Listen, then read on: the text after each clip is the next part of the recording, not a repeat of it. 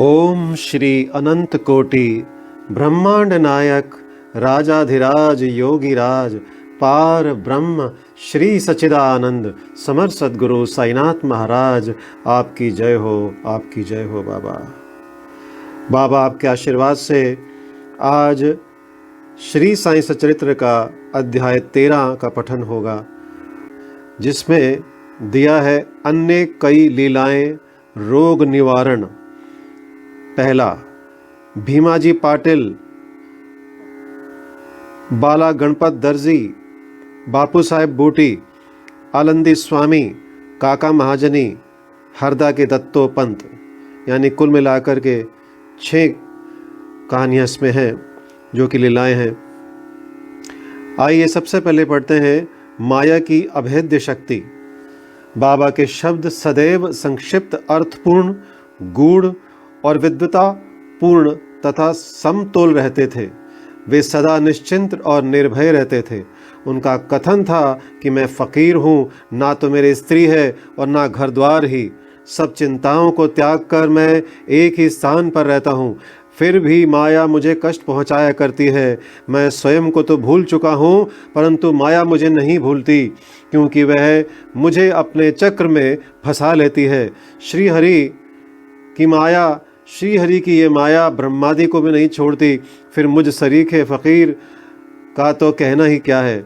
परंतु जो हरि की शरण लेंगे वे उनकी कृपा से माया जाल से मुक्त हो जाएंगे। इस प्रकार बाबा ने माया की शक्ति का परिचय दिया।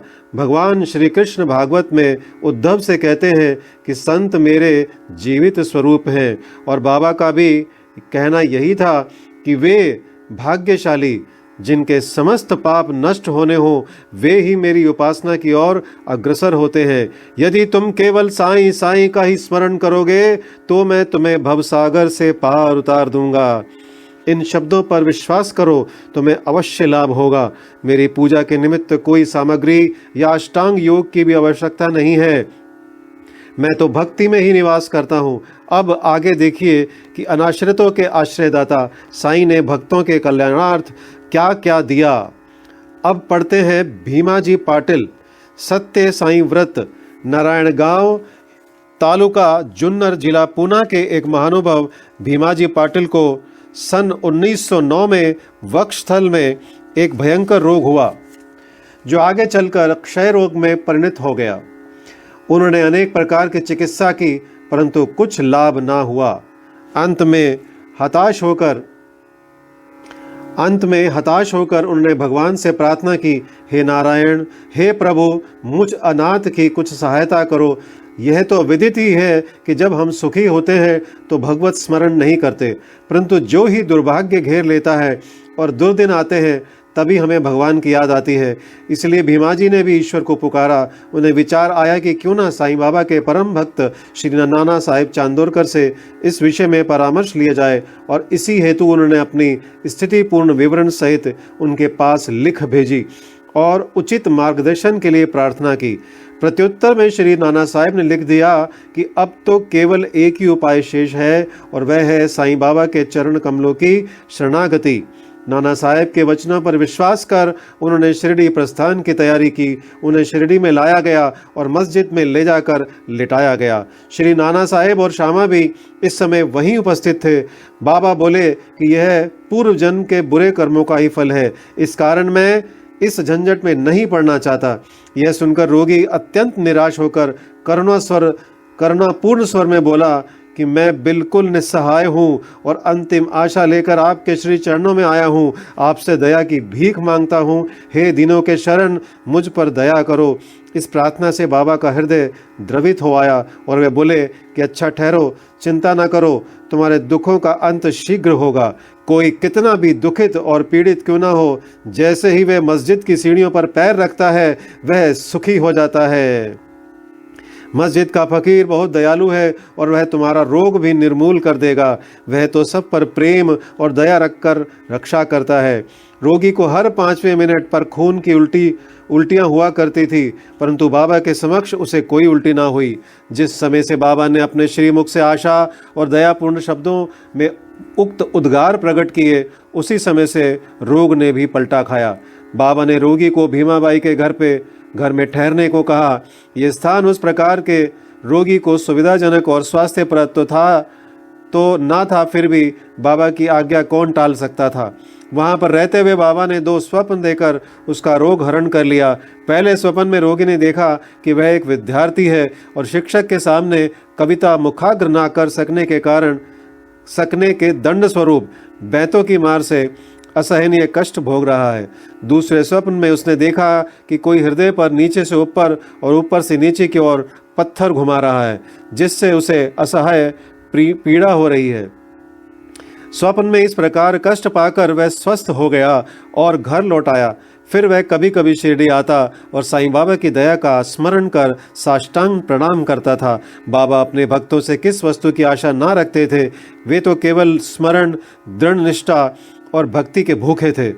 महाराष्ट्र के लोग प्रतिपक्ष या प्रतिमास सदैव सत्यनारायण का व्रत किया करते हैं, परंतु अपने गांव पहुंचने पर भीमाजी पाटिल ने सत्यनारायण व्रत कथा के स्थान पर एक नया ही सत्य साईं व्रत प्रारंभ कर दिया।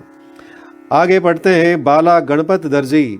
एक दूसरे भक्त जिनका नाम बाला गणपत दर्जी था, एक समय जीर्ण ज्वर से पीड़ित हुए। उन्होंने सब प्रकार की दवाइयां और काढ़े लिए, परंतु इनसे कोई लाभ ना हुआ।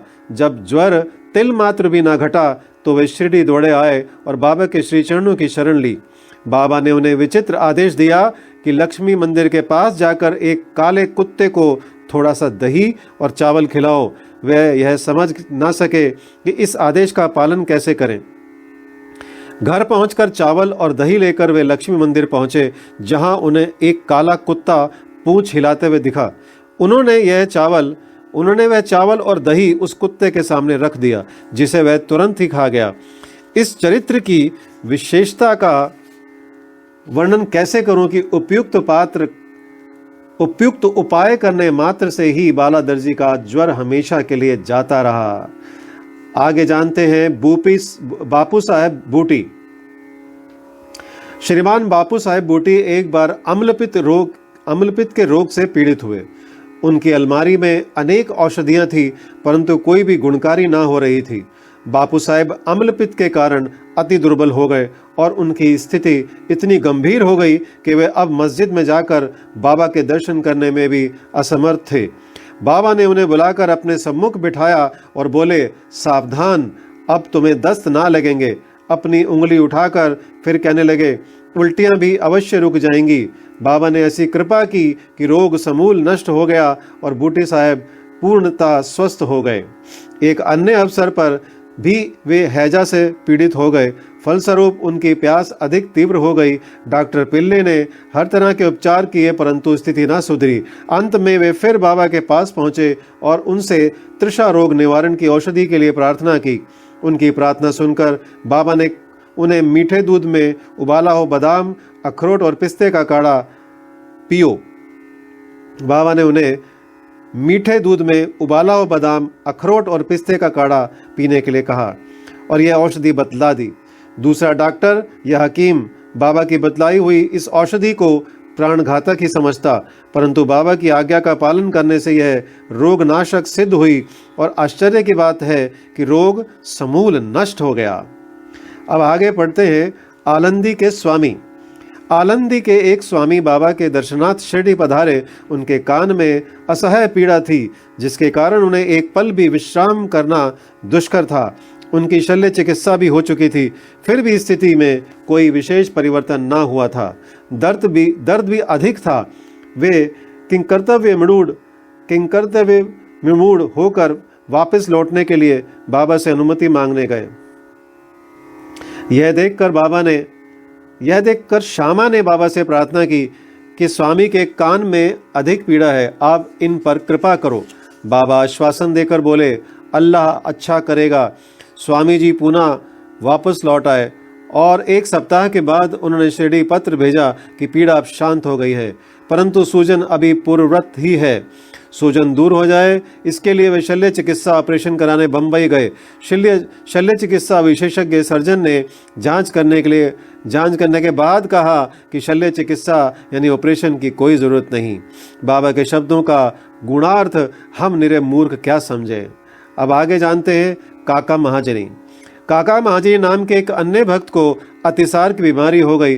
बाबा का सेवा क्रम नहीं टूट जाए इस कारण वे एक लोटा पानी भरकर मस्जिद के कोने में रख देते थे ताकि शंका होने पर शीघ्र ही बाहर जा सकें। श्री साईं बाबा को तो सब विदित ही था, फिर भी काका ने बाबा को सूचना इसलिए नहीं दी कि वे रोग से शीघ्र ही मुक्ति पा जाएंगे। मस्जिद में फर्श बनाने की स्वीकृति बाबा से प्राप्त हो चुकी थी, परंतु जब कार्य प्रारंभ हुआ तो बाबा क्रोधित हो गए और उत्तेजित होकर चिल्लाने लगे, जिससे भगदड़ मच गई। जैसे ही काका भागने लगे वैसे ही बाबा ने उन्हें पकड़ लिया और अपने पास अपने सामने बिठा लिया। इस गड़बड़ी में कोई आदमी मूंगफली की एक छोटी थैली वहां भूल गया। बाबा ने एक मुट्ठी मूंगफली उसमें से निकाली और छील कर दाने काका को खाने के लिए दे दिए। क्रोधित होना, मूंगफली छीलना और उन्हें काका को खिलाना, यह सब कार्य एक साथ ही चलने लगा। स्वयं बाबा ने भी उसमें से कुछ मूंगफली खाई। तब जब थैली खाली हो गई तो बाबा ने कहा कि मुझे प्यास लगी है, जाकर थोड़ा जल ले आओ। काका एक घड़ा पानी भर लाए और दोनों ने उसमें से पानी पिया। फिर बाबा बोले कि अब तुम्हारा अतिसार रोग दूर हो गया, तुम अपने फर्श के कार्य की देखभाल कर सकते हो। थोड़े ही समय में भागे हुए लोग भी लौट आए। कार्य पुनः प्रारंभ हो गया। काका का रोग अब प्राय दूर हो चुका था, इस कारण वे कार्य में संलग्न हो गए। क्या मूंगफली अतिसार रोग की औषधि है? इसका उत्तर कौन दे। वर्तमान चिकित्सा प्रणाली के अनुसार तो मूंगफली से अतिसार में वृद्धि होती है, ना कि मुक्ति। इस विषय में सदैव की भांति बाबा के श्री वचन ही औषधि स्वरूप थे। हरदा के दत्तोपंत। अब पढ़ते हैं हरदा के दत्तोपंत। हरदा के एक सज्जन जिनका नाम श्री दत्तोपंत था, 14 वर्ष से उदर रोग से पीड़ित थे। किसी भी औषधि से उन्हें लाभ न हुआ। अचानक कहीं से बाबा की कीर्ति उनके कानों में पड़ी कि उनकी दृष्टि मात्र से ही रोगी स्वस्थ हो जाते हैं। अतः वे भी भागकर शिरडी आए और बाबा के चरणों की शरण ली।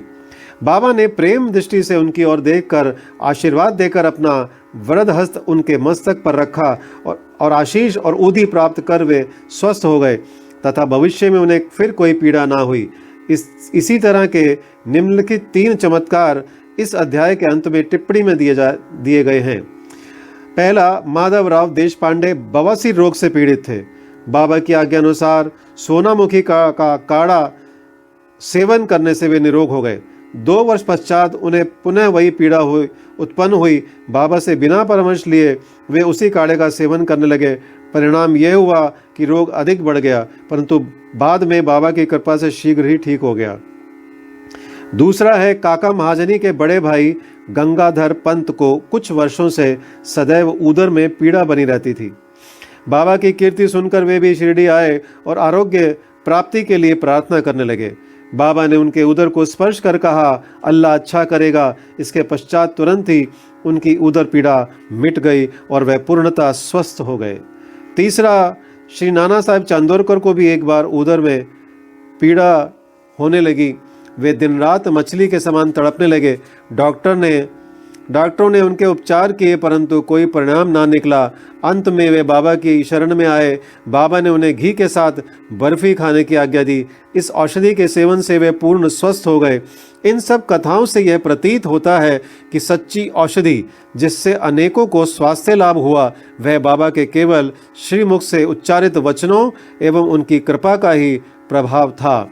श्री सद्गुरु साईनाथ परणमस्तु। शुभम भवतु। सप्ताह परायणा द्वितीय विश्राम। ओम साई राम।